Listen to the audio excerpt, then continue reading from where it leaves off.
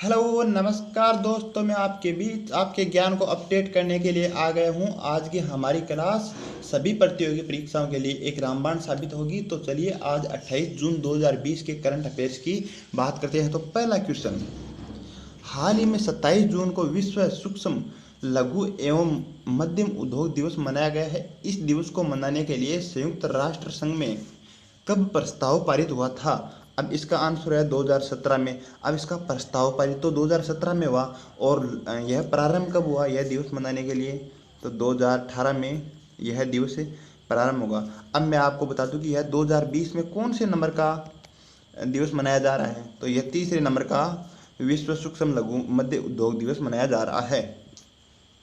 Next में बात करने से पहले मैं आपको बता दूं कि आप यदि हमारे चैनल पर पहली बार आए हैं तो हमारा आपका अपना DS ऑनलाइन क्लासेज चैनल को सब्सक्राइब कर लें और बेल आइकन बटन को दबा लें ताकि हम जो भी नया वीडियो अपलोड करें उसका नोटिफिकेशन आप तक आसानी से पहुंच सके। तो चलिए दूसरे क्वेश्चन की हम बात करते हैं। हाल ही में नौसेना के में बेड़े में स्वदेशी टोरपीडो डिकोय सिस्टम शामिल किया गया है। इस सिस्टम को नाम दिया गया है, तो इसका आंसर है मारिच। यह एक तरह की जलीय पनडुब्बी है जिसकी सहायता से आगे क्या दुविधा आने वाली है इन सभी की जांच करेगा। नेक्स्ट में तीसरे क्वेश्चन की बात करते हैं। हाल ही में प्रधानमंत्री ने 26 जून 2020 को संबंधित राज्य में आत्मनिर्भर रोजगार अभियान, कौन सा आत्मनिर्भर रोजगार अभियान की शुरुआत की है? यह अभियान का कौन सा राज्य से संबंधित है? तो अब मैं आपको बता दूं योगी आदित्यनाथ की नगरी है, उत्तर प्रदेश से संबंधित है। यह क्यों स्टार्ट किया गया है? यह लोगों को रोजगार देने के लिए। कोविड-19 के समय लोग मजदूर दूसरे राज्यों में मजदूरी करने के लिए नहीं जा सकते, इसलिए अपने ही राज्य के अंदर उत्तर प्रदेश में रोजगार देने के लिए आत्मनिर्भर रोजगार अभियान शुरुआत किया है 26 जून 2020 को। अब मैं आपको बता दूं कि उत्तर प्रदेश की बात है तो उत्तर प्रदेश में एक नेशनल पार्क है, सबसे इम्पोर्टेंट है दुधवा नेशनल पार्क। और उत्तर प्रदेश में ध्यान रखना कि अभी हाल ही में मनरेगा की चर्चा में रहा है। उत्तर प्रदेश के संदर्भ में क्यों रहा है? क्योंकि इतने दिन राजस्थान सबसे टॉप पर था उत्तर प्रदेश में मनरेगा में रोजगार देने के लिए। अब उत्तर प्रदेश 57 लाख लोगों को रोजगार दे चुका है मनरेगा के अंदर। यदि राजस्थान की बात करें तो राजस्थान 53 लाख पर है। नेक्स्ट में बात करते हैं। हाल ही में समुद्री नाविक दिवस मनाया गया है। यह कब मनाया जाता है? तो यह 25 जून को मनाया जाता है। अब मैं आपको बता दूं क्यों मनाया जाता है। यह जो नाविक है, नाव चलाने वाले हैं, उनके सम्मान में मनाया जाता है। इसे अंतर्राष्ट्रीय समुद्री संगठन के द्वारा मनाया जाता है जिसका मुख्यालय कहाँ है? लंदन में है। नेक्स्ट में, हाल ही में किस देश में भारत के बाहर विश्व के पहले योग विश्वविद्यालय का उद्घाटन हुआ है? तो इसका आंसर क्या है? अमेरिका। अब मैं आपको बता दूं कि यह कब गठित हुआ। अब आपको पता ही है योग की बात आई है तो 21 जून को तो योग दिवस मनाया जाता है। तो 21 जून 2020 को यह विश्वविद्यालय का गठन किया गया है। अब अमेरिका में ही कहाँ? लॉस एंजल्स में वहाँ स्वामी विवेकानंद गए थे तो उनके नाम पर एक यूनिवर्सिटी है, विवेकानंद यूनिवर्सिटी।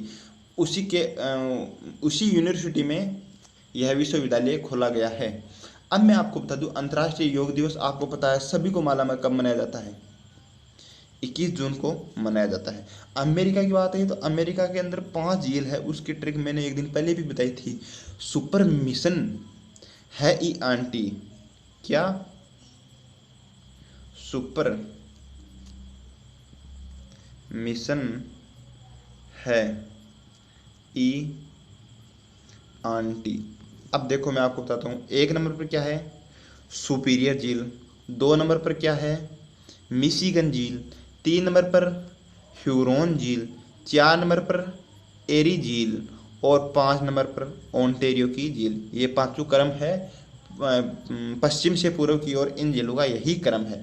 अब अमेरिका की बात है तो अमेरिका के अंदर राजधानी, अमेरिका की राजधानी कहाँ है? वाशिंगटन डीसी है, जो किस नदी पर है? पोटामेक नदी के किनारे है। और वाशिंगटन डीसी में IMF और वर्ल्ड बैंक दोनों का मुख्यालय है। नेक्स्ट बात करते हैं, हाल ही में जारी अमेरिकी वित्त मंत्रालय के आंकड़ों के अनुसार विश्व में सर्वाधिक अमेरिकी प्रतिभूतियां रखने वाला देश कौन सा है? अब आपको पता है अमेरिका ने कहाँ बम गिरे थे, आप दिमाग लगाओ। वहाँ वही देश है जापान। जापान में हिरोशिमा और नागासाकी के ऊपर 6 अगस्त और 9 अगस्त को 1945 को बम डाले थे, याद रखना। अब मैं आपको बता दूं, पहले नंबर पर तो जापान है। प्रतिभूतियां का मतलब क्या होता है? सरकार धन इकट्ठा करने के लिए अपनी परिसंपत्तियों को बेचती है और इन्हीं परिसंपत्तियों को प्रतिभूतियां कहा जाता है। अब पहले नंबर पर जापान है तो दूसरे नंबर पर भारत है, दूसरे नंबर पर चीन है। और भारत का नंबर कौन सा है? इन दोनों को मिला दो, पहले जापान है उसके बाद चीन, 1 और 2 12 पर भारत है। अब मैं आपको बता दूं, जापान के अंदर 4 द्वीप है बड़े। ऊपर तो है होक्काइडो, बीच में है होन्शु जो सबसे बड़ा द्वीप है, इसी पर जापान की राजधानी टोक्यो स्थित है। और हिरोशिमा होन्शु द्वीप पर ही है। अब इधर है क्यूसर द्वीप, इस पर नागासाकी स्थान स्थित है। और इधर है शिकोयू। ये 4 द्वीप है, याद रखना। 4 द्वीप बड़े हैं। और इस पर पूछा जाता है कि जापान की राजधानी टोक्यो किस द्वीप पर है, तो होन्शु द्वीप पर है, यही सबसे बड़ा है। जापान की मुद्रा क्या है? येन है। और वहाँ का प्रधानमंत्री कौन है? शिंजो आबे, जो जापान के इतिहास में आज तक सर्वाधिक लंबे समय तक प्रधानमंत्री रह चुके हैं। नेक्स्ट बात करते हैं, हाल ही में रनीम उल वेलेली का संबंध किस खेल से है जिन्होंने हाल ही में संन्यास की घोषणा की है? तो इसका आंसर क्या है? स्क्वाश। अब मैं आपको बता दूं कि स्क्वाश किस खेल से संबंधित होता है। अब आपने टेनिस खेल देखा है। टेनिस खेल में तो क्या आमने सामने खिलाड़ी रहते हैं, लेकिन इस खेल में क्या आगे की तरफ तो दीवार होती है और पीछे की तरफ 2 खिलाड़ी यही खेलते हैं। यही स्क्वाश गेम है। अब मैं आपको बता दूं कि यह किस देश के हैं? रनीम उल वेलेली मिस्र देश के हैं, जिसे वर्तमान में क्या कहा जाता है? इजिप्ट। नील नदी का वरदान भी कहा जाता है मिस्र देश को। मिस्र देश की राजधानी क्या है? काहिरा। नेक्स्ट में बात करते हैं 8 नंबर क्वेश्चन की। हाल ही में फीफा ने महिला विश्व कप 2023 कहां आयोजित करने की घोषणा की है? अब मैं आपको बता दूं, इसका आंसर ऑस्ट्रेलिया। और आज की हमारी क्लास का सबसे इंपॉर्टेंट क्वेश्चन है 8 नंबर का क्वेश्चन। अब मैं आपको बता दूं कि इस फीफा वर्ल्ड कप में, इस महिला फीफा वर्ल्ड कप में कितने टीमें शामिल होगी? तो इसमें 32 टीमें शामिल होगी। अब फीफा है तो फीफा के बारे में आपको जानकारी होना जरूरी है। फीफा सबसे इंपॉर्टेंट टॉपिक है एक तरह से देखा जाए तो। फीफा की फुल फॉर्म क्या है? Federation international D football association. लिख लेना, आप नोट कर लेना और एग्जाम में पूछा जाएगा। इस पर यह भी लिख लेना, यह एग्जाम में आएगा। Federation international D football association, इसकी स्थापना 1904 में की गई। इसका मुख्यालय है स्विट्जरलैंड में। इसका वर्तमान अध्यक्ष कौन है? Gianni Infantino. क्या याद रखना दोस्तों, यह हर एक क्वेश्चन एग्जाम की दृष्टि से महत्वपूर्ण है। गियानो इन्फेंटिनो।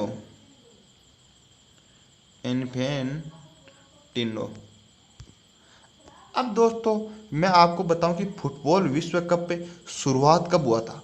अब इसका आंसर क्या होगा? 1930। इस फुटबॉल फीफा के अंदर जो भी क्वेश्चन अब तक मैंने बताए हैं वह सभी एक एक क्वेश्चन इंपॉर्टेंट है, सभी को नोट करना सीक्वेंस टाइप।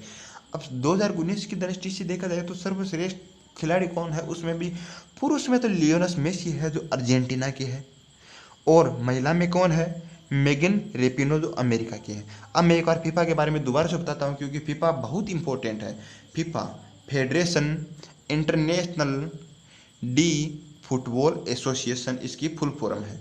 अब मैं आपको बता दूं 1904 में इसकी स्थापना स्विट्जरलैंड में हुई। अध्यक्ष है गियानी इन्फेंटिनो। फुटबॉल विश्व कप 2000 शुरुआत कब हुई? 1930। और 2019 में सर्वश्रेष्ठ खिलाड़ी कौन सा है? उसमें फ्रांस पहले नंबर पर रहा था वैसे देखा जाए तो पूरी टीम की तरफ से। और पुरुष में लियोनेल मेसी है अर्जेंटीना और महिला में मेगन रेपिनो है अमेरिका की। नेक्स्ट में बात करते हैं, हाल ही में किस राज्य सरकार ने मुख्यमंत्री मातृ पुष्टि उपहार योजना शुभारंभ की है? तो त्रिपुरा है। विप्लव देव वहाँ के सीएम हैं।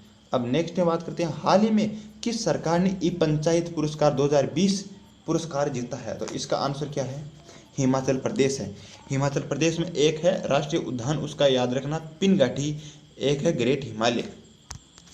ठीक है दोस्तों, आज का हमारा सेशन कंप्लीट करते हैं, नेक्स्ट में कल बात करेंगे।